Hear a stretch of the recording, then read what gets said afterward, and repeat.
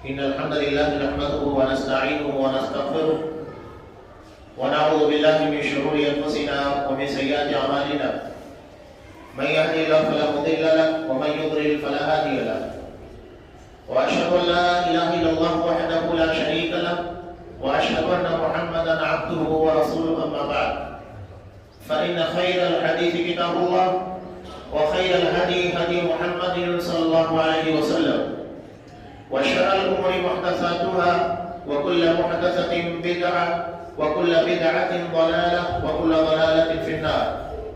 أعوذ بالله السميع العليم من الشيطان الرجيم. بسم الله الرحمن الرحيم. يا أيها الذين آمنوا اتقوا الله حق تقاته ولا تموتن إلا وأنتم مسلمون.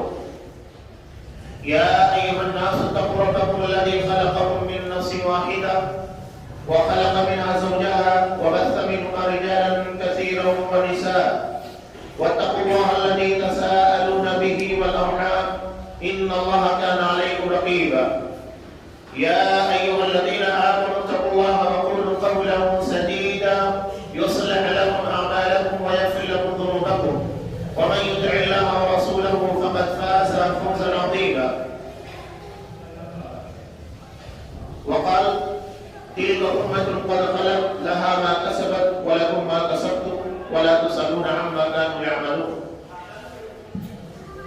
وعن أبي سعيد الخدري رضي الله تعالى عنه قال قال رسول الله صلى الله عليه وسلم لا تسبوا أصحابي لو أن أحدكم أنفق مثل أحد ذهبا ما بلغ مد أحدهم ولا نصيفا. رواه البخاري في كتاب فضائل الصحابة.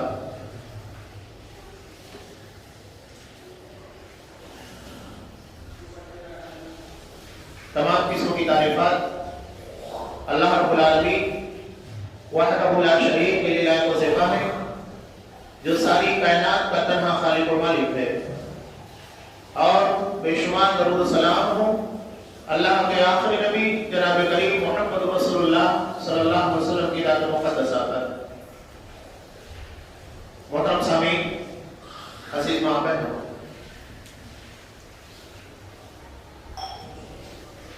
نبی کریم صلی اللہ علیہ وسلم اور اصحاب کرام نے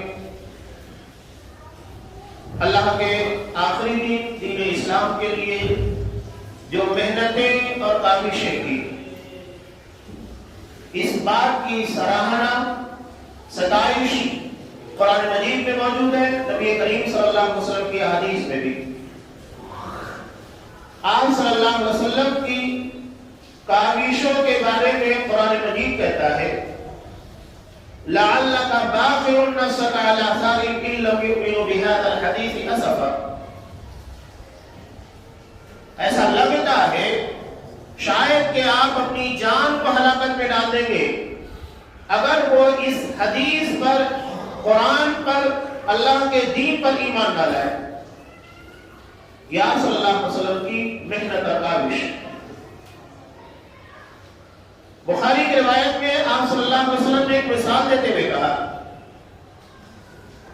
کہ میری مثال ایسے ہے کہ ایک شخص استوقد نارا، جس نے آگ کو بھڑکایا، آگ جلائی، اور اس آگ کے جلانے کا مقصد یہ تھا کہ اندھیری رات کے اندر تاریکی کی بنیاد کے اوپر انسان کو راستہ سجھائی نہیں دیتا، تو آگ کی یہ روشنی راستہ بتانے کا کام کرے. اب ہوتا یوں ہے کہ اس میں کیڑے پتنگے وغیرہ آ کر گرنا شروع کر دیتے ہیں، حالانکہ اس آگ کو کیڑے مکوڑے پتنگوں کو جلانے کے لیے نہیں سکھایا گیا تھا. تو یہی میری اور تمہاری مثال ہے کہ اللہ تبارک و تعالیٰ نے جہنم کی آگ کو اس لیے نہیں تیار کیا ہے، اسے نہیں بھڑکایا ہے کہ انسانوں کو جلایا جائے، انہیں راغ کیا جائے، انہیں سزا دی جائے، بلکہ یہ اس لیے ہے تاکہ اس کے خوف اور اس کے ڈر کی بنیاد کے پر انسان جنت کے راستے کے پر، صحیح راستے کے پر چلنا شروع کر دے. ہم نے دیکھا کہ جانوروں کو جب ہانکنے والا چرواہا مارتا ہے تو اس کا مقصد یہ نہیں ہوتا ہے کہ ان کے اوپر ظلم کرے. اگر کوئی جانور، کوئی بکری، کوئی یہ راستے سے بھٹکنے لگتی ہے تب اسے مارا جاتا ہے. تو یہ مار دراصل بھٹکنے سے، گمراہ ہونے سے بچانے کے لیے ہے، اور اصل میں یہ چیز رحمت ہے. یہ ہلکی سی سزا رحمت بن جاتی ہے. تو اللہ تبارک و تعالیٰ نے اسی طرح ان چیزوں کو رکھا ہے. آپ صلی اللہ علیہ وسلم نے کہا وَأَنَا آخِذٌ بِحُجَزِكُم مِّنَ النَّارِ، میں تمہاری کمر پکڑ پکڑ کر جہنم کی آگ سے بچانے کی کوشش کر رہا ہوں. وَأَنتُمْ تَبْتَغُونَ فِيهَا، اور تم ہو کہ اسی آگ میں گر رہے ہو، اسی میں گرنا چاہتے ہو. ہمارے عمل، ہمارے کردار، ہمارے معاملات خود اس بات کی واضح دلیل ہے. کیا جہنم کی آگ کے بارے میں کسی کو پتا نہیں؟ جہنم کی سزاؤں کے بارے میں علم نہیں؟ سب کو پتا ہے. سب کو پتا ہے کہ دنیا کی آگ کے مقابلے میں 69 گنا زیادہ شدید اور خطرناک جہنم کی آگ ہے. وہ آگ ایسی ہے کہ ایک لمحے کے لیے انسان کو اس میں ڈالا جائے زندگی کی ساری خوشیوں کو بھلا دے. سب کو پتا ہے. جہنم کا سب سے ہلکا عذاب ہی ہوگا، جیسا کہ مسلم کی روایت ان احول اہل النار عذاب یوم القیامہ لرجل توضع فی اخمص قدمیہ جمرتان من النار یغلی منہما جباہہ، کہ سب سے ہلکا عذاب جہنم کا یہ ہوگا کہ آدمی کے اخمص، چلتے وقت تو پیر کا وہ حصہ جو زمین کے اوپر نہیں دکھتا ہے، نازک ہوتا ہے، بیچ کا جو حصہ ہوتا ہے وہ زمین کے اوپر ٹکتا نہیں ہے چلنے کے وقت، اور وہ نرم اور نازک ہوتا ہے. یہی وجہ ہے کہ دیکھیے ایک معمولی سی کنکری بھی اگر اس جگہ کے اوپر چھوٹی ہے تو انسان کو تکلیف بہت ہوتی ہے. اسی جگہ کے اوپر آگ کے انگارے رکھے جائیں گے جس کی وجہ سے دماغ ہانڈی کی طرف کھولے گا، اور وہ یہ سمجھ رہا ہوگا کہ آج مجھے سب سے شدید عذاب دیا جا رہا ہے، حالانکہ وہ جہنم کا سب سے ہلکا عذاب ہوگا. سب کو پتا ہے. اور وہ نبی کریم صلی اللہ علیہ وسلم کے چچا ابو طالب کے لیے ہے. یہاں سے ابتدا ہوگی. سب کو پتا. سود خور کو جہنم میں کیا سزا دی جائے گی؟ سب کو پتا ہے. زناکار بدکار کو کیا سزا دی جائے گی؟ سب کو پتا ہے.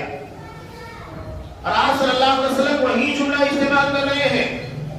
اتنا سب ہونے کے بعد تم جہنم کی آگ میں گرتے چلے جا رہے ہو، ادھر ہی اپنے آپ کو چھوڑتے چلے جا رہے ہو. جھوٹ بولنا، غیبتیں کرنا، چغلیاں کرنا، بہتان تراشی کرنا، سب کو پتا ہے عظیم جرم ہے، لوگ کر رہے ہیں. یہ وَأَنْتُمْ تَبْتَغُونَ فِيهَا، اپنے آپ کو جہنم کی آگ میں جھونک رہے ہو. سب پتا ہے، ساری حقیقتیں معلوم ہے. تو یہ آپ صلی اللہ علیہ وسلم کی کوشش اور کاوش. اصحاب کرام نے دین اسلام کے لیے کیا کچھ قربانیاں دی، جان، مال، وقت، سب کچھ داؤ کے اوپر لگا دیا. مہاجرین مکہ میں رہتے ہوئے کتنی شدید تکالیف کا سامنا کر رہے تھے. کبھی انگاروں کے اوپر لٹایا جاتا، کبھی دبتے ہوئے ریگستانوں کے اوپر گھسیٹا جاتا، کبھی صحابیات کو برہنہ کر کے لوگوں کے سامنے شہید کر دیا گیا. یہ حالات تھے. نبی کریم صلی اللہ علیہ وسلم بھی ان ساری چیزوں سے، شرارتوں سے محفوظ نہیں تھے، بلکہ آپ کی ذات زیادہ ٹارگٹ تھی. ایک مرتبہ تو آپ صلی اللہ علیہ وسلم سجدے کے عالم میں تھے کہ اونٹ کی اوجڑی لا کر آپ کے سر کے پر رکھ دی گئی. آپ اس کے بوجھ کی وجہ سے، آپ اس کے وزن کی وجہ سے سجدے سے سر نہیں اٹھا پا رہے تھے. یہاں تک کہ آپ کی بیٹی حضرت فاطمہ رضی اللہ تعالیٰ عنہ آئی اور آپ کے پاس سے اس اوجڑی کو ہٹایا تو آپ سجدے سے سر اٹھائے. ایک مرتبہ عقبہ بن ابی معیط نے نبی کریم صلی اللہ علیہ وسلم کے گلے میں چادر ڈال کر اتنی سختی کے ساتھ اسے گھونٹنا شروع کر دیا، قریب تھا کہ آپ کی جان نکل جاتی. یہ عالم تھا نبی کریم صلی اللہ علیہ وسلم کے ساتھ سزاؤں کا، تکلیفوں کا، پریشانیوں کا. اصحاب کرام نے اتنی قربانیاں دی. قربانیاں دینے کے بعد جب مدینہ پہنچے، کفار سے لڑائیاں ہوئی، جہاں پر انہوں نے اپنے بچوں کو یتیم کیا اور اپنی بیویوں کو بیوہ کر دیا. سب کچھ داؤں کے پر لگایا، یہاں تک کہ اللہ تبارک و تعالیٰ نے مختلف علاقوں میں مسلمانوں کو غلبہ دیا.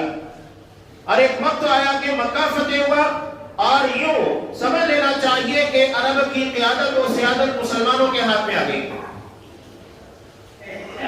آپ صلی اللہ علیہ وسلم نے حجۃ الوداع ادا کیا. عرفہ کے دن نبی کریم صلی اللہ علیہ وسلم کے پر قرآن مجید کی آیت نازل ہوئی سورہ مائدہ کی، الیوم اکملت لکم دینکم واتممت علیکم نعمتی ورضیت لکم الاسلام دینا، آج میں نے تمہارے لیے تمہارا دین مکمل کر دیا اور تمہارے لیے اپنی نعمتوں کو کامل کر دیا اور تمہارے لیے اسلام کو بطور دین کے پسند کر لیا، اس پر راضی ہوں۔ اسلام مکمل ہو گیا، اب نہ اس میں کسی بھی قسم کی گنجائش باقی ہے کہ کچھ اضافہ کر دیا جائے، نہ اسلام کی کسی بات، کسی تعلیم، کسی حکم کو اس سے خارج کیا جا سکتا ہے، باہر نکالا جا سکتا ہے۔ اسلام یہاں پر مکمل ہو گیا۔ نبی کریم صلی اللہ علیہ وسلم کی کاوش اور اصحاب کرام کی قربانیوں کے نتیجے میں اس کے بعد آتا ہے نبی کریم صلی اللہ علیہ وسلم کی وفات کے بعد حضرت ابوبکر صدیق رضی اللہ تعالیٰ عنہ کا، جن کے بارے میں آپ صلی اللہ علیہ وسلم نے خود کہا تھا، آپ نے خواب دیکھا، کہا کہ ایک کھیت ہے اور اس کھیت کو سیراب کرنے کی ضرورت ہے، تو میں نے دیکھا حضرت ابوبکر صدیق رضی اللہ تعالیٰ عنہ اور انہوں نے اپنی بساط پر اس کھیت کو پانی سے سینچا، لیکن ابھی بھی اس کی پیاس اور اس کی سیرابی باقی تھی۔ اس کے بعد میں نے دیکھا حضرت عمر فاروق رضی اللہ تعالیٰ عنہ آئے، میں نے ان کے جیسا عبقری، ایسا شخص جو فقیر المثال ہوتا ہے، جس کی مثال عام طور سے نہیں ملتی ہے، میں نے دیکھا کہ حضرت عمر فاروق رضی اللہ تعالیٰ عنہ آئے اور انہوں نے انتہائی تیزی کے ساتھ کنویں سے پانی نکالنا شروع کیا، یہاں تک کہ حتی صریب العدلہ، اس کھیت کی منڈیوں تک پانی کو بھر دیا۔ آپ صلی اللہ علیہ وسلم نے جب اس خواب کو بیان کیا، اصحاب کرام نے کہا کہ اللہ کا رسول اس کی تعبیر بیان کیجیے، اس کی تعبیر کیا ہے؟ آپ صلی اللہ علیہ وسلم نے کہا اس کی تعبیر یہ ہے کہ حضرت ابوبکر صدیق رضی اللہ تعالیٰ عنہ کو خلافت کا موقع ملے گا، لیکن وہ زمانہ اتنا طویل نہیں ہوگا اور اسلام کی حتی الوسع کو خدمت کریں گے، اسلام نشو و نما پائے گا، لیکن اس کے بعد بھی اس کی تشنگی باقی ہوگی۔ اس کے بعد کا جو زمانہ حضرت عمر فاروق رضی اللہ تعالیٰ عنہ کا دور خلافت ہوگا، یہ وہ دور خلافت ہوگا جس میں اسلام خوب پھلے گا، خوب پھولے گا، اور وہی ہوا جو آپ صلی اللہ علیہ وسلم نے خواب دیکھا تھا، جو تعبیر بیان کی تھی۔ حضرت ابوبکر صدیق رضی اللہ تعالیٰ عنہ خلیفہ بنے، خلیفہ بننے کے بعد مختلف فتنوں نے سر اٹھایا، مرتدین کا فتنہ الگ تھا، مانعین زکات کا فتنہ الگ تھا۔ حضرت ابوبکر صدیق رضی اللہ تعالیٰ عنہ نے ایسے وقت میں جہاں فتنے سر اٹھا رہے تھے، کہا کہ پہلے فتنوں کی سرکوبی کی جائے گی، یہ بہت اہم ہوتا ہے، اس لیے کہ انسان اپنے جسم کی بیماریوں کے پر قابو پا لے، یہ صحت مندی سے زیادہ بہتر ہوتا ہے۔ آپ اپنی صحت کو مینٹین کرنے کی کوشش کر رہے ہیں، لیکن آپ کے اندر بیماریاں لگی ہوئی ہیں، آپ کو اندر سے کھوکھلا کر رہی ہیں، بظاہر آپ صحت مند نظر آئیں گے، لیکن آپ کو اندرونی بیماریاں کھا جائے گی، کھوکھلا کر کے رکھ دے گی۔ حضرت ابوبکر صدیق رضی اللہ تعالیٰ عنہ نے کہا، حضرت عمر فاروق رضی اللہ تعالیٰ عنہ جیسی بہادر جری شخصیت، وہ یہ کہنے لگے کہ ابھی اسلام خطرے میں ہے، اگر فوجوں کو مانعین زکات کے مقابلے میں، مرتدوں کے مقابلے میں بھیج دیا جائے تو ایسا نہ ہو کہ مدینہ کے پر باہر کی طاقتیں آ کر حملہ کر دے اور خود ہم یہاں مسئلے میں آ جائے، پریشانیوں کا شکار ہو جائے۔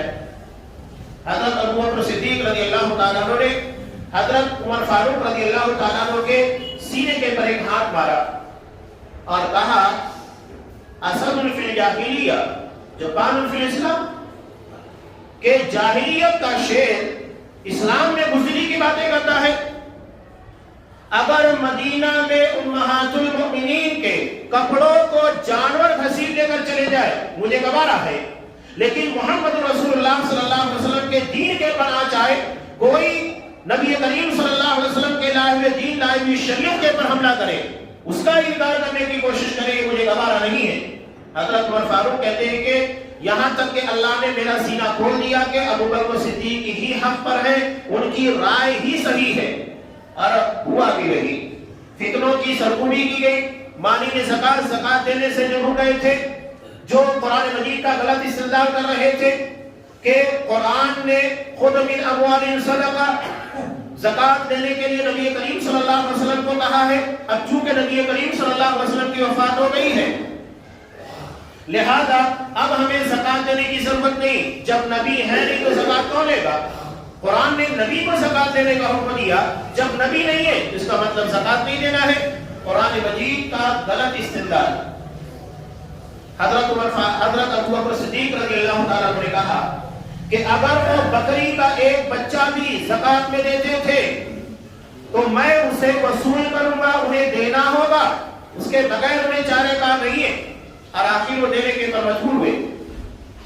مرتدوں کے مقابلے میں مسلمہ کذاب، ان لوگوں سے مقابلہ آرائی کی گئی، یہاں تک کہ اللہ تبارک و تعالیٰ نے اس معاملے میں بھی فتح عطا کی۔ حضرت ابو بکر صدیق رضی اللہ تعالیٰ عنہ کا دور خلافت اتنا طویل نہیں تھا، 2 سال اور کچھ مدت تھی، کچھ مہینوں کی۔ اس کے بعد کا جو زمانہ تھا حضرت عمر فاروق رضی اللہ تعالیٰ، انہی کے زمانے میں فارس ایران فتح ہوا جو وقت کی سپر پاور تھا۔ انہی کے زمانے میں مسلمانوں کی فوجیں افریقہ کی سرحدوں تک پہنچ گئی۔ 22 لاکھ مربع میل کے پر اکیلے حکمراں تھے۔ اللہ نے اتنا زیادہ غلبہ عطا کیا، اتنی فتوحات دی۔ اور آج بھی ہم دنیا میں جو بہت سارا نظام، ڈاک کا نظام دیکھتے ہیں، جیل کا سسٹم دیکھتے ہیں، حکمرانی کے جتنے رول اور ضابطے بنیادیں تھی، حضرت عمر فاروق رضی اللہ تعالیٰ نے پوری دنیا کو عطا کی، اور انہی چیزوں کو آج ڈیولپ کیا گیا ہے۔ بنیاد فراہم کرنے والے حضرت عمر فاروق رضی اللہ تعالیٰ تھے۔ حضرت عمر فاروق رضی اللہ تعالیٰ کے بارے میں آپ صلی اللہ علیہ وسلم نے ایک جملہ کہا تھا، عمر فتنوں کے لیے دروازہ ہے۔ عمر فتنوں کے لیے دروازہ ہے۔ حضرت عمر فاروق رضی اللہ تعالیٰ عنہ کی ذہانت، ان کی دوراندیشی کے پر اشر کیجیے۔ جب حضرت حذیفہ رضی اللہ تعالیٰ عنہ نے اس روایت کو بیان کیا تو انہوں نے حضرت حذیفہ سے پوچھا، یہ دروازہ توڑا جائے گا یا کھولا جائے گا؟ انہوں نے کہا کہ دروازہ توڑا جائے گا۔ کہا کہ پھر یہ دروازہ بند نہیں ہوگا، جو دروازے کھلتے ہیں وہ بند ہوتے ہیں، جو توڑ دیے جاتے ہیں وہ بند نہیں ہوتے۔ یعنی حضرت عمر فاروق کی شہادت ہوگی، اور یہ بات تو آپ صلی اللہ علیہ وسلم نے اپنی زندگی کے اندر خود بیان کر دی تھی۔ بخاری کی روایت ہے کہ آپ احد پہاڑ کے اوپر تھے، وہ لرزش کرنے لگا، ہلنا شروع کر دیا۔ آپ صلی اللہ علیہ وسلم نے کہا کہ احد تھم جا، کیا تجھے پتا نہیں ہے کہ تیرے اوپر ایک نبی، ایک صدیق اور 2 شہید ہیں؟ خود نبی کریم صلی اللہ علیہ وسلم کی ذات گرامی نبی ہے، صدیق حضرت ابو بکر صدیق رضی اللہ تعالیٰ اور 2 شہید حضرت عثمان غنی رضی اللہ تعالیٰ اور حضرت عمر فاروق رضی اللہ تعالیٰ۔ یہ حضرت عمر فاروق رضی اللہ تعالیٰ جن کی شہادت کے بارے میں آپ صلی اللہ علیہ وسلم نے اپنی زندگی کے اندر بشارت دے دی تھی۔ انہیں پتا تھا کہ مجھے شہادت واقع ہوگی۔ وہ اللہ سے دعا کرتے تھے کہ اللہ میں تیری راہ میں شہید ہونا چاہتا ہوں، شہادت کی موت چاہیے مجھے، اور وہ بھی تیرے نبی کے شہر میں۔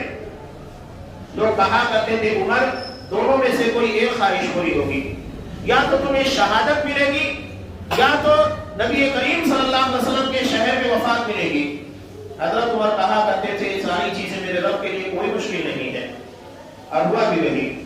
ابو لؤلؤ فیروز جو کہ حضرت مغیرہ بن شعبہ رضی اللہ تعالیٰ عنہ کا غلام تھا، ایک مسئلے میں حضرت عمر فاروق رضی اللہ تعالیٰ عنہ کے پاس حضرت مغیرہ نے انہیں پیش کیا۔ مسئلہ یہ تھا کہ وہ لوہار تھا، اوزار اچھے طریقے سے بنانا جانتا تھا، اور اپنی صلاحیت کے مطابق پیمنٹ نہیں دیتا تھا، مزدوری نہیں دیتا تھا۔ حضرت مغیرہ نے شکایت کی، حضرت عمر فاروق نے حضرت مغیرہ کی باتوں کو مقدم رکھا، اس میں دم تھا، اور عدل کا تقاضا یہ تھا کہ اسے اپنی اجرت زیادہ دینا چاہیے اپنے مالک کو۔ فیصلہ اس کے حق میں کر دیا۔ اس نے حضرت عمر فاروق رضی اللہ تعالیٰ عنہ کو اشارے میں دھمکی دی تھی۔ حضرت عمر فاروق نے جب اس سے سنا کہ وہ بہترین فنکار ہے، اچھے طریقے سے اوزار بنانا جانتا ہے، ڈھال اچھے طریقے سے بناتا ہے، انہوں نے درخواست کی میرے لیے بھی ایک بنا دینا. کہا کہ ہاں میں آپ کے لیے ایسی ڈھال تیار کروں گا جس کی روشنی بہت دور تک جائے گی. حضرت عمر فاروق رضی اللہ تعالیٰ عنہ بہت ذہین تھے. صحابہ کو کہا کہ یہ مجھے دھمکی دے رہا ہے, موت کی دھمکی دے رہا ہے. صحابہ نے کہا کہ اسے مار دیا تھا. کہا کہ نہیں, اور ہوا بھی یہی. اس نے اسی انتقامی کارروائی میں ابو لؤلؤ فیروز, یہ فارس ایران کا تھا جو آج عالم اسلام کے لیے سب سے بڑا درد سر اور سب سے بڑا فتنہ بنا ہوا ہے, جہاں رافضیت ہے, شیعیت ہے, اخوانیت ہے, خارجیت ہے, سب وہاں پر ہے. سارے فتنوں کا سرغنہ بنا ہوا ہے. اور وہ بھی رہی. حضرت عمر فاروق رضی اللہ تعالیٰ عنہ نماز فجر کے لیے آئے. وہ پہلے سے گھات لگا کر بیٹھا ہوا تھا. اب نبی کریم صلی اللہ علیہ وسلم کے زمانے میں, حضرت عمر فاروق صحابہ کے زمانے میں نماز فجر غلس میں ہوا کرتی تھی. غلس یعنی سورج کے نکلنے کا پہلے جو اندھیرا ہوتا ہے اس کو غلس کہا جاتا ہے. روشنی میں نہیں, جیسا کہ آج ہم دیکھتے ہیں کہ بہت سارے مسلمان نماز فجر کو تاخیر کر دیتے ہیں یہاں تک کہ روشنی ہو جاتی ہے, اجالا ہو جاتا ہے. نبی کریم صلی اللہ علیہ وسلم کے زمانے میں, صحابہ کے زمانے میں ایسا نہیں تھا. وہ رات کی تاریکی کا فائدہ اٹھاتے ہوئے پہلے سے آ کر مصلی کی جگہ پر چھپا ہوا تھا.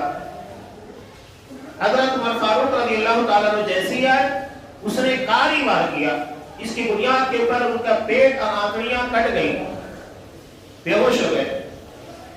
نماز کی حالت میں اس نے اٹیک کیا تھا. حضرت عبد الرحمن بن عوف رضی اللہ تعالیٰ عنہ پیچھے تھے, فوری طور پر آگے بڑھے. کچھ صحابہ نے حضرت عمر فاروق کو اٹھا کر کنارے کیا اور انہوں نے نماز مکمل کی. حضرت عمر جب ہوش میں آئے, ہوش میں آنے کے بعد سب سے پہلا ان کا سوال یہی تھا, مجھ پر حملہ کرنے والا کون تھا؟ کہا کہ ابو لؤلؤ فیروز ایک کافر تھا. تو انہوں نے اللہ کا شکر ادا کیا کہ کوئی مسلمان مجھ پر حملہ نہیں کیا, اور یہی زخم ان کی شہادت کا ذریعہ بنا. 1 محرم کو ان کی شہادت واقع ہوئی. حضرت عمر فاروق کے تعلق سے آپ صلی اللہ علیہ وسلم نے کہا تھا کہ یہ فتنوں کے لیے دروازہ ہے, یہ دروازہ توڑ دیا گیا شہادت کے ذریعے. اس کے بعد حضرت عثمان غنی رضی اللہ تعالیٰ عنہ ہے. حضرت عمر فاروق سے زیادہ لمبا وقفہ ملا, اسلام زیادہ پھیلا, لیکن انہی کے زمانے میں اندرون خانہ سازشیں تیار ہو رہی تھی. عبداللہ بن سبا ایک یہودی جو کہ اصلاً یہودی تھا, اسلام کا لبادہ ہوتا ہے. لبادہ اوڑھنے کے بعد اپنے درمیان ایسے لوگوں کی ٹیم تیار کر لیتا ہے جو حقیقت میں اس کی فتنہ سامانیوں اور اس کی گمراہیوں سمیت اس کے قریب آ گئے تھے.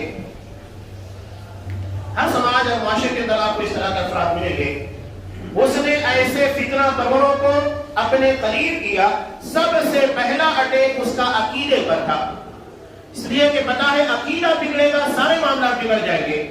اگر کسی گھر کو کتنا بھی بڑا ہو, کتنی بھی عالی شان بلڈنگ ہو, کتنی بھی اونچی عمارت ہو, اگر اس کی بنیادوں کو کمزور کر دیا جائے پوری عمارت ڈھہ جاتی ہے. اسے پتا تھا کہ اگر اسلام کو تباہ برباد کرنا ہے تو سب سے پہلے اس کی بنیاد کے پر یعنی اس کے عقیدے کے پر حملہ کرنا ہے. چنانچہ اس نے حضرت علی رضی اللہ تعالیٰ عنہ کے بارے میں عقیدہ گڑھا, اہل بیت کی محبت کا جھوٹا سہارا لیا. ٹھیک ہے, نبی کریم صلی اللہ علیہ وسلم نے خود کہا اپنے بارے میں اور اپنے اہل بیت کے تعلق سے آپ صلی اللہ علیہ وسلم نے وصیت کی, جو بھی آپ کا اہل بیت ہے نبی کریم صلی اللہ علیہ وسلم کے گھرانے کا اور آپ کے خاندان کا ہے, اسے محبت کرنا, اس کا احترام کرنا یہ ہمارے پر واجب ہے, ضروری ہے. لیکن وہ ایمان اور عقیدے کے پر, عمل صالح کے پر کاربند ہونا چاہیے, ورنہ نہ اس کی کوئی عزت ہے نہ کوئی احترام. اگر صرف خاندان کی بنیاد کے پر احترام اور عزت ادا کی جانی چاہیے تھی تو پھر ابو لہب کو کیوں محروم کر دیا گیا, ابو طالب کو کیوں جہنم کا شکار بنا دیا گیا, نبی کریم صلی اللہ علیہ وسلم جہنم میں کیوں, نبی کریم نعوذ باللہ نبی کریم صلی اللہ علیہ وسلم کے والد عبداللہ جہنم میں کیوں؟ خاندان کی بنیاد پر نہیں. آپ صلی اللہ علیہ وسلم نے صاحب کا مقبت به عمله لم يسر به نسبه, جسے اس کا عمل پیچھے کر دے اس کا خاندان, اس کا حسب نسب اسے آگے نہیں بڑھا سکتا. کوئی یہ نہ سمجھے کہ ہم نبی کے خاندان میں سے ہیں، نبی کی نسل سے ہیں تو اس کی بنیاد کے پر اللہ تبارک و تعالیٰ ہمیں جہنم میں داخل نہیں کرے گا، ہمارے لیے جنت واجب ہو چکی ہے۔ نہیں، اسے اپنے سامنے ابو طالب کی مثال رکھنا چاہیے، جنہوں نے 10 سال تک نبی کریم صلی اللہ علیہ وسلم کی خدمت کی، اسلام کی حمایت کی، مسلمانوں کو سپورٹ کیا، لیکن ایمان اور عقیدہ نہ ہونے کی بنیاد کے پر آپ صلی اللہ علیہ وسلم کی شفاعت ان کے کام نہیں آئے گی، انہیں جہنم میں داخل کیا جائے گا۔ آپ صلی اللہ علیہ وسلم کی شفاعت کا صرف اتنا فائدہ ہوگا کہ ان کے عذاب میں تخفیف کر دی جائے گی۔ یہ تمہیدی باتیں جو میں نے آپ کے سامنے رکھی، اسے یاد رکھیے، اصحاب کرام نے کتنی قربانیاں دی، آپ صلی اللہ علیہ وسلم کی کوشش و تابش، اور اس کے بعد اس مضبوط عمارت کے پر میں سیند لگانے کے لیے کیسے سازش تیار کی گئی۔ سب سے پہلے عقیدے پر حملہ کیا عبداللہ بن سبا نے، جو اصلاً یہودی تھا، اس نے حضرت علی رضی اللہ تعالیٰ عنہ کے تعلق سے یہ عقیدہ بنایا اور لوگوں کے ذہن و دماغ کے اندر بٹھایا کہ حضرت علی رضی اللہ تعالیٰ عنہ نعوذ باللہ اللہ ہے، یعنی اللہ نے حضرت علی رضی اللہ تعالیٰ عنہ کا روپ دھارن کر کے لوگوں میں اپنے آپ کو پیش کیا ہے۔ آج بھی آپ دیکھیے کہ بہت سارے باطل مذاہب کے ماننے والے اسی طریقے کا عقیدہ رکھتے ہیں۔ دلائی لاما کے تعلق سے بھی اس مذہب کے ماننے والے یہی عقیدہ رکھتے ہیں کہ ان کے اپنے عقیدے کے مطابق جو خدا ہے، جو گاڈ ہے، وہ دلائی لاما کے اندر پرویش کیا ہوا ہے، حلول کیا ہوا ہے، لہذا دلائی لاما کی ساری باتوں کو ماننا چاہیے، عبادت کرنا چاہیے اور ان کے کہے کے مطابق چلنا چاہیے۔ یہ عقیدہ پہلے سے چلا رہا ہے، چنانچہ حضرت علی رضی اللہ تعالیٰ عنہ کے تعلق سے وہی عقیدہ کر دیا گیا۔ حضرت علی رضی اللہ تعالیٰ عنہ کے زمانے میں، ان کے دور خلافت میں، اس طرح کے کچھ لوگوں نے آپ کے سامنے آ کر باقاعدہ کہا کہ آپ وہی ہیں۔ حضرت علی نے کہا کون؟ کہا کہ اللہ ہے۔ حضرت علی نے ان لوگوں کے اوپر دباؤ ڈالا، سمجھانے کی کوشش کی، اس عقیدے سے باز آنے کے بارے میں بہت کوشش کی گئی، نہیں مانے، یہاں تک کہ حضرت علی رضی اللہ تعالیٰ عنہ نے انہیں آگ جلا کر آگ میں پھینک دیا۔ یہ اتنے شریر تھے، کہا کہ حضرت علی ہی اللہ ہے، اس لیے کہ آگ کا عذاب سوائے رب النار کے، آگ کے رب کے کوئی ہم نہیں دے سکتا۔ اب حضرت علی نے ہمیں آگ کے حوالے کیا، آگ کی سزا دی، اس کا مطلب یہ کہ اللہ ہے۔ سوال یہ پیدا ہوتا ہے کہ نعوذ باللہ اگر وہ اللہ ہے تمہارے اپنے عقیدے کے مطابق، پھر تم کو سزا کیوں مل رہی ہے؟ صحیح عقیدے کی بنیاد پر، صحیح عقیدے کی بنیاد پر سزا کیوں دے گا؟ صحیح عقیدے کی بنیاد کے پر انعام ملنا چاہیے، اس کا مطلب تمہارا عقیدہ صحیح نہیں ہے۔ یہاں سے فتنہ پیدا ہوتا ہے، شرارتیں، بغاوتیں مزید جڑ پکڑتی ہیں۔ حضرت علی رضی اللہ تعالیٰ عنہ کے دور خلافت میں حضرت عثمان غنی رضی اللہ تعالیٰ عنہ کی شہادت اسی فتنے کی بنیاد پر ہوتی ہے، مختلف الزامات لگائے گئے، بہتان لگائے گئے ان کی شخصیت کے اوپر، حالانکہ انہوں نے اسلام کے لیے سب کچھ قربان کر دیا تھا، ہر موقع کے پر اپنا مال پیش کرنے والے انہی کے پر الزام لگا دیا گیا۔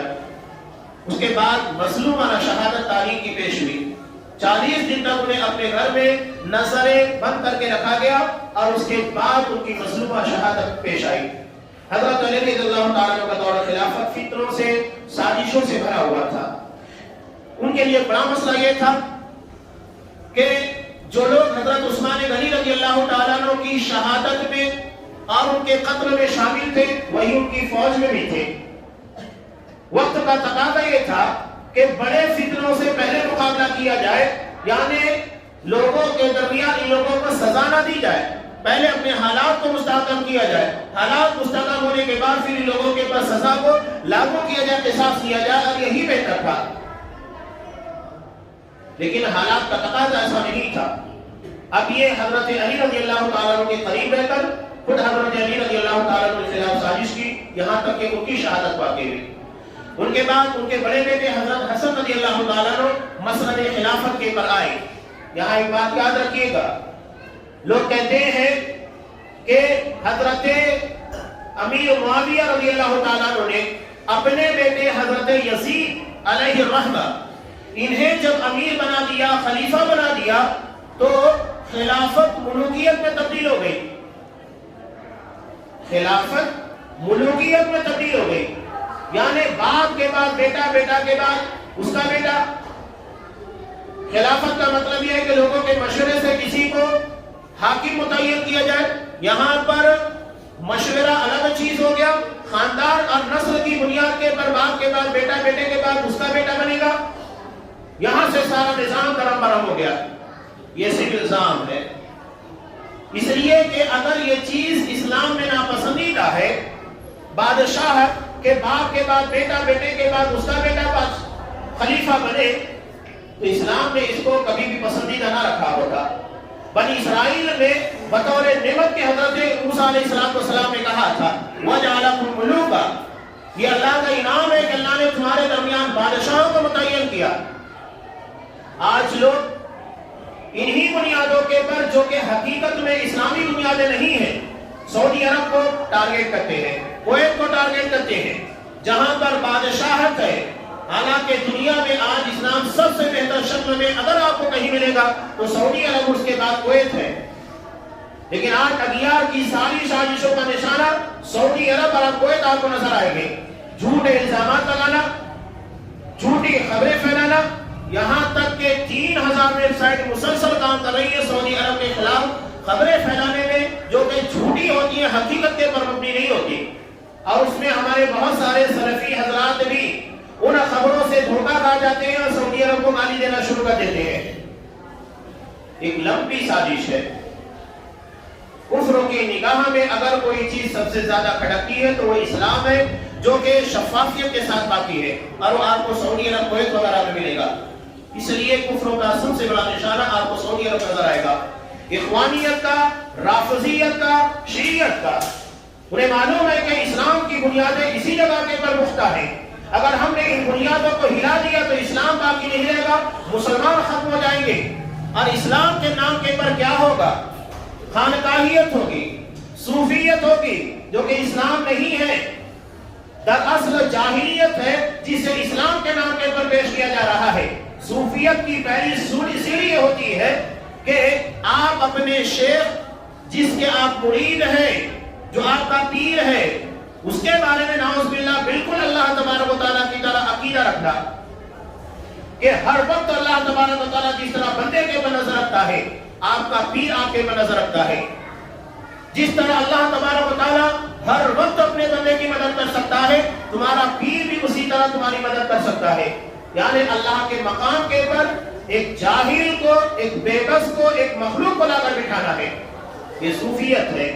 آج آپ کو حیرت ہوگی، ہمارے اپنے وزیر اعظم بھی، عالمی پیمانے کے پر بڑی طاقت امریکہ وغیرہ بھی اسلام کو پیش کر رہے ہیں، کس نام کے پر؟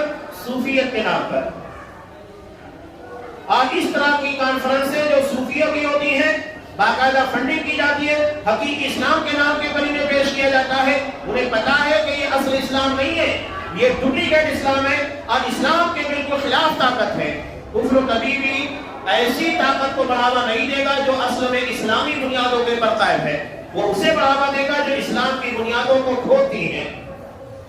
عبداللہ بن سبا کی سازش کامیاب ہوئی، لوگوں کے عقیدے بگڑے، اور اس کے بعد حضرت عثمان غنی، حضرت علی، ان لوگوں کے تعلق سے عقیدہ بگاڑ کر ان کی خلافت کے پر الزامات، بہتان، ان ساری چیزوں کو لگا کر ان کی حکومتوں کو، خلافتوں کو کمزور کیا گیا، بلوائیوں کو تیار کر کے ان کو شہید کیا گیا۔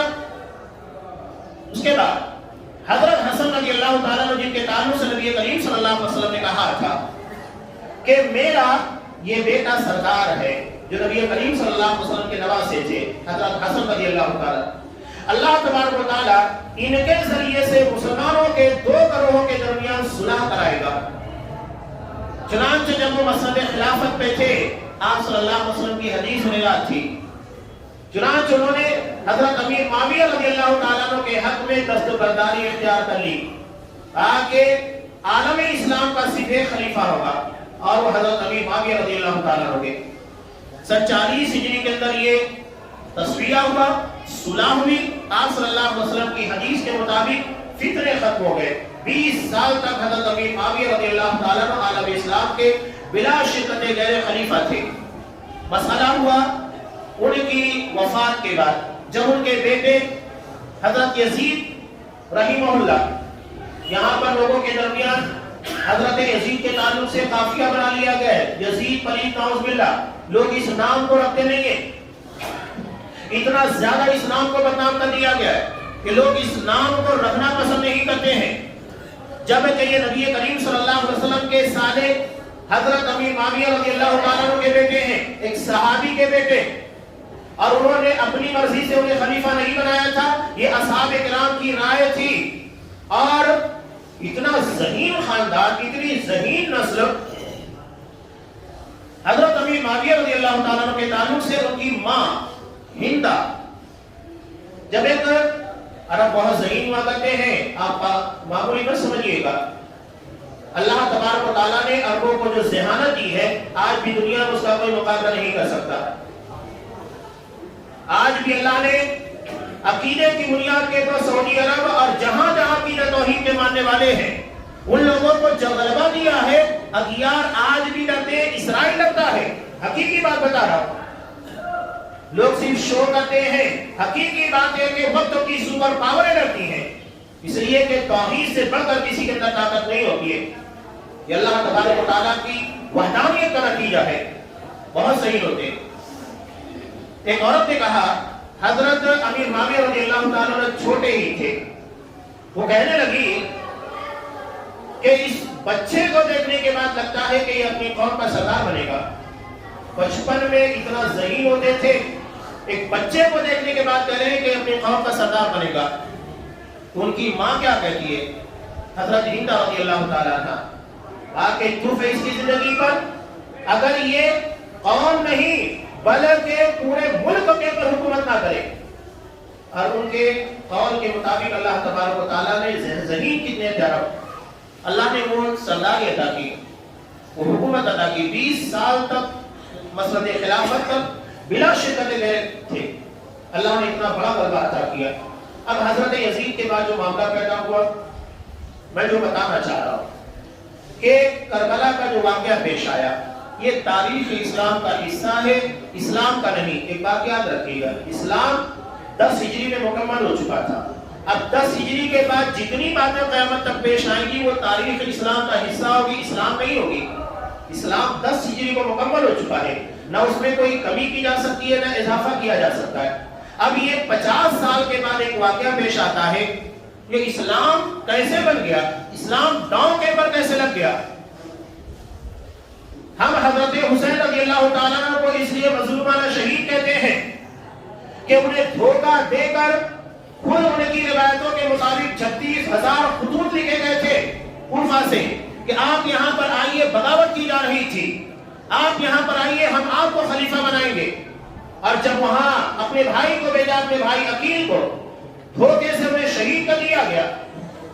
حضرت حسین رضی اللہ تعالیٰ عنہ جب نکل رہے ہیں، ان کے چچا رشتے میں حضرت عبداللہ ابن عباس رضی اللہ تعالیٰ عنہ، نبی کریم صلی اللہ علیہ وسلم کے چچا زاد بھائی، وہ کہہ رہے ہیں حسین نہ جاؤ، میں تمہاری داڑھی کو خون میں رگا ہوا دیکھ رہا ہوں، یہاں تک کہ کہا، اور کہا کہ اگر مجھے معلوم ہوتا کہ تمہارے اونٹ کے سامنے سو جاتا اور تم اپنے ارادے سے باز آ جاتے تو میں سو جاتا، لیکن مجھے پتا ہے کہ تم اپنے ارادے سے باز نہیں آگے، اور اگر نہیں باز آتے ہو تو یاد رکھو میں تمہاری داڑھی کو خون میں لگا ہوا دیکھ رہا ہوں، اور وہی ہوا۔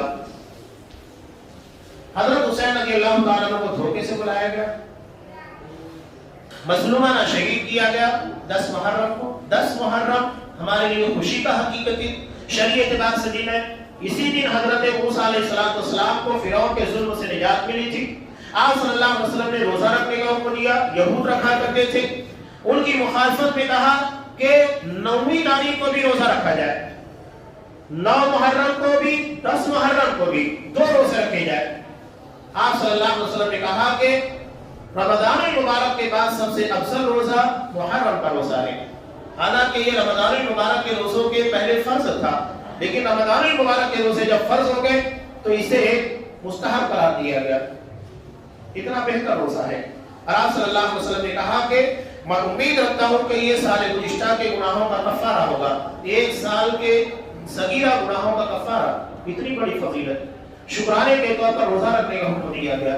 یہ کوئی غم کا ماتم کا دن نہیں ہے. اب رہا مسئلہ جو چیزیں پیش آئی حضرت حسین رضی اللہ تعالیٰ عنہ کے ساتھ. قرآن کی ایک ہی آیت تو میں نے آپ کے سامنے پیش کی، سورہ بقرہ میں 2 جگہ کے پر اسے دہرایا گیا ہے. تلک امۃ قد خلت لہا ما کسبت ولکم ما کسبتم. یہ ایک امت تھی، ایک جماعت تھی، چلی گئی. انہوں نے جو کیا وہ اپنے اعتبار سے اللہ کو جواب دیں گے. اللہ کے یہاں پر انہیں اپنے اعمال کا جواب دینا ہوگا، اجر پانا ہوگا. اور تم جو کام کرو گے وہ تمہارے لیے ہوگا، اور ان لوگوں کے بارے میں تم سے سوال نہیں ہوگا. تو جب اللہ کہہ رہا ہے کہ ان لوگوں کے بارے میں جو ہم سے پہلے دنیا سے جا چکے ہیں ہم سے سوال نہیں ہوگا، تو اس مسئلے کے پر بحث کرنے والے ہم کون ہوتے ہیں؟ صحیح اور غلط کے بارے میں ڈیسیژن لینے والے، فیصلہ کرنے والے کون؟ اور اگر اس بارے میں ہم بات نہ کریں تو کیا اسلام داؤ پر لگ جائے گا؟ نہیں. اگر یہ اسلام اور کفر کی لڑائی ہوتی تو صحابہ حضرت حسین کو منع نہیں کرتے، ساتھ دیتے، بلکہ روک رہے تھے مت جاؤ. جن لوگوں نے تمہارے باپ کے ساتھ دغا بازی کی، تمہارے بھائی کے ساتھ دغا بازی کی، وہ تمہارے ساتھ وفا کیسے کر سکتے ہیں؟ اور بے وفائی کی. اس قافلے میں 52 میں ایک بیمار شخص تھے زین العابدین رحمہ اللہ. جب یہ کوفہ پہنچے تو دیکھا کہ وہاں عورتیں ماتم کر رہی ہیں. انہوں نے پوچھا کہ کیوں ماتم کر رہی ہیں، کیوں رو رہی ہیں؟ تو کہا کہ حضرت حسین رضی اللہ تعالیٰ عنہ کی شہادت کا غم منایا جا رہا ہے. تو انہوں نے ایک چبھتا ہوا سوال کیا تھا، فمن قتلہ اذن، اگر میرے باپ کو ان لوگوں نے نہیں مارا تو کس نے مارا ہے؟ یعنی قاتل بھی تمہیں ہو، ماتم کرنے والے بھی تمہیں ہو. یہ برادران یوسف ہے. جس طرح حضرت یوسف علیہ السلام کو ان کے بھائیوں نے کنویں میں ڈال دیا اور باپ کے سامنے روتے ہوئے آئے. تو ایسا نہیں ہے کہ ہر رونے والا، آنسو بہانے والا برحق ہوتا ہے، سچ کے پر ہوتا ہے. وہاں پر حضرت یوسف کے بھائی تھے، گنہگار تھے، رونے والے بھی وہی. اور آج بھی رونے والے کون ہیں؟ جو قاتلان حسین رضی اللہ تعالیٰ عنہ ہیں. انہی لوگوں نے قتل کیا اور ماتم بھی یہی کرتے ہیں. اور بہت صحیح بات بھی ہے. یہاں ایک سازش جو تھی میں آپ کو بتانا چاہ رہا ہوں. صحابہ کی قربانیاں اور خاص طور سے ہجرت کو جو سنہ ہجری کے طور کے پر محرم کے پہلے مہینے کو سجیسٹ کیا گیا ہے، منتخب کیا گیا ہے، یہ اصحاب کرام کی قربانیوں کو یاد دلانے کے لیے کہ کتنی محنت کی. اب یہاں انہی قربانیوں کے پر پانی پھیرنے کے لیے ایک بڑی سازش تیار کر کے کربلا کے واقعے کو جو خود انہوں نے بغاوت کر کے سازش کر کے کیا اور اسی کو اتنا بڑا بنا دیا کہ محرم کے آنے کے بعد ایک مسلمان کو ہجرت نہیں کربلا یاد رہتا ہے. جبکہ صحابہ نے پیغام چھوڑا ہے، ہجرت کا چھوڑا ہے. ہجرت ہمیں یاد رہنا چاہیے. اصحاب کرام کی قربانیاں جن کے بارے میں آپ صلی اللہ علیہ وسلم نے کہا کہ میرے کسی صحابی کو برا مت کہنا. اگر تم میں کا کوئی شخص ایک مد یا آدھا مد اللہ کی راہ میں 700 یا 350 گرام جو بھی مال اللہ کی راہ میں خرچ کیا ہے، اگر ہم احد پہاڑ کے برابر سونا خرچ کر دیں ان کا مقابلہ نہیں کر سکتے. یہ مقام ہے اصحاب کرام کا. صحابہ کو ٹارگیٹ کیا گیا. معلوم ہے کہ صحابہ بنیاد ہیں. اصحاب کرام کے پر حملہ کیا جائے. حضرت یزید کے ذریعے حضرت امیر معاویہ رضی اللہ تعالیٰ عنہ کو ٹارگیٹ کیا گیا. حضرت امیر معاویہ کے ذریعے حضرت عثمان کو اور اس کے ذریعے حضرت عمر فاروق، حضرت ابوبکر صدیق کو. بتائیے کہ اگر اسلام کی تاریخ میں حضرت ابوبکر صدیق کا نام نہ ہو یا انہیں بطور غازی کے نعوذ باللہ یاد کیا جائے، حضرت عمر فاروق رضی اللہ تعالیٰ عنہ کو حکومت کا چھیننے والا، قبضہ کر لینے والا، حضرت علی کو حکومت نہ دینے والا تصور کیا جائے، جس میں حضرت عثمان غنی کو اللہ کی راہ میں مال خرچ کرنے والا نہیں، کروڑوں لٹانے والا نہیں، بلکہ اسلامی پراپرٹی، اسلامی حکومت کو اپنے لوگوں کے درمیان، رشتہ داروں کے درمیان تقسیم کرنے والا، عہدوں کو اپنوں کو دینے والا تصور کر لیا جائے، وہ اسلام باقی کہاں رہے گا؟ اسلام کا عدل کہاں باقی رہ جاتا ہے؟ پورا اسلام کو ڈھانے کی ایک سازش تھی. اصحاب کرام کی قربانیوں کو بلایا گیا. اصحاب کرام کے پر انگشت نمائی کے لیے دروازے کھولے گئے، راستہ بنایا گیا حضرت یزید سے لے کر حضرت امیر معاویہ، حضرت عثمان غنی، حضرت عمر فاروق، حضرت ابوبکر صدیق، اور ہم اسی کا شکار ہو گئے. ایک بہت خطرناک قسم کی سازش، جبکہ ہر سال کے آنے کے بعد محرم کے ذریعے اسلامی تاریخ کا آغاز ہوتا ہے، اسلامی سال کا، یہ ہمارے لیے خوشیوں کی بہار، اصحاب کرام کی عظمت، ان کی قربانیوں کی یادگار ہے۔ 10 محرم خوشی کا دن ہے کہ اللہ تبارک و تعالیٰ نے فرعون جیسے ظالم اور جابر سے حضرت موسیٰ علیہ السلام اور بنی اسرائیل کو نجات دی۔ خوشی میں روزہ رکھنا ہے، یہ کوئی غم نہیں ہے، یاد رکھیے گا۔ میں تفصیل کے ساتھ واقعہ کربلا کو اس لیے نہیں بیان کر رہا ہوں کہ یہ چیزیں ہمارے لیے بے معنی ہے، ضروری نہیں کہ ہم انہیں سنیں۔ اصل میں اصحاب کرام کی قربانیاں، اسلام کی ابتدائی چیزیں، اسلام کے ابتدائی واقعات یہ اہمیت رکھتے ہیں، اور یہی اپنے بچوں کو یاد کرائیے کہ اصحاب کرام نے اسلام کے لیے کیا خدمتیں دی، اپنا مال، جان، عزت، دام، سب کچھ دام پر لگا دیا، کوئی چیز انہوں نے نہیں چھوڑی۔ اس قربانی کو یاد دلائیے تاکہ اصحاب کرام کی عظمت، ان کی محبت ہمارے دلوں کے اندر بھی رچی بسی رہے اور ہماری آنے والی نسلوں کے اندر بھی، ورنہ اغیار کوشش کر رہے ہیں کہ اصحاب کرام کو ختم کر کے، ان کو ٹارگٹ کر کے پورے اسلام کو ڈائنامائٹ کر دیا جائے، اور ایک ایسا اسلام صوفیت یا رافضیت کے نام کے پر جو اصل میں اسلام نہیں بلکہ کفر سے زیادہ سنگین معاملہ ہے، ان چیزوں کو لوگوں کے سامنے لا کر پیش کیا جائے۔ اور آج یہ سازشیں بڑے پیمانے کے پر ہو رہی ہیں۔ اللہ تبارک و تعالیٰ ان سازشوں سے اسلام اور مسلمانوں کو محفوظ رکھے۔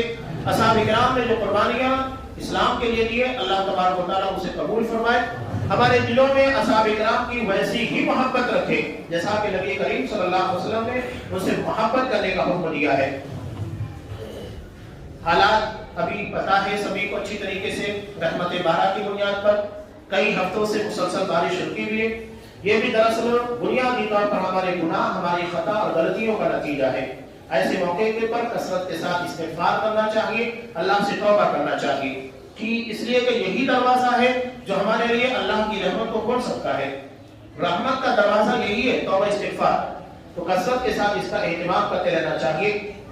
یہ ہمارے لیے بھی اور جتنی مخلوقات کی زمین کے پر پرت نہیں ہے، جی نہیں ہے، سب کے لیے ضروری ہے۔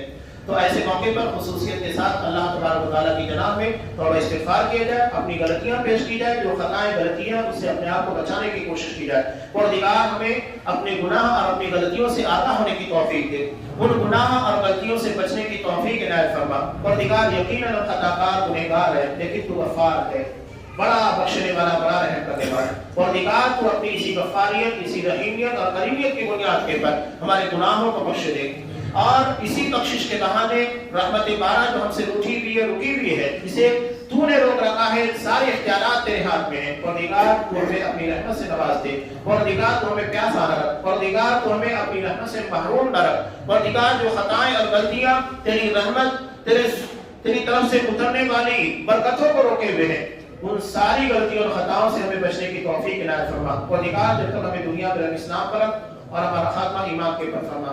آمین۔ بارک اللہ لنا ولکم فی القرآن العظیم ونفعني وإياكم بالآيات والذكر الحكيم إنه تعالى جواد كريم ملك الرحيم۔